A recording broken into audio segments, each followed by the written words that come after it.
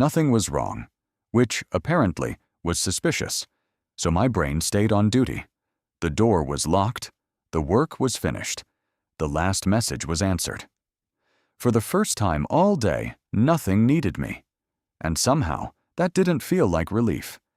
Calm felt less like peace, and more like the moment before you remember what you forgot. So I opened the emergency wardrobe and officially began the night shift. My phone buzzed. My whole body reported to the scene. Bad news? No. Weather alert.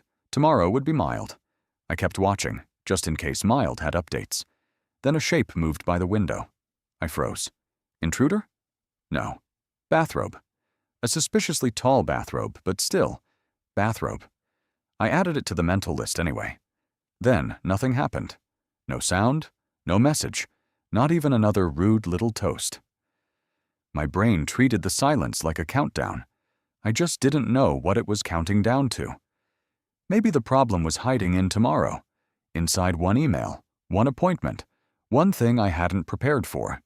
So one ordinary plan became plans A, B, C, and a backup plan for C. If I watched everything, rehearsed everything, and prepared for every possible version of everything, then maybe nothing could surprise me. That sounded exhausting. It also sounded like a plan. Soon, the toaster had a risk profile. The bathrobe was under surveillance. My phone's silence counted as evidence. Even the calendar received a tiny red circle of mistrust. The safer the room stayed, the harder I searched for what I must be missing. Every alarm I silenced created two more. My system didn't need danger anymore. It only needed another possibility. I called it being responsible.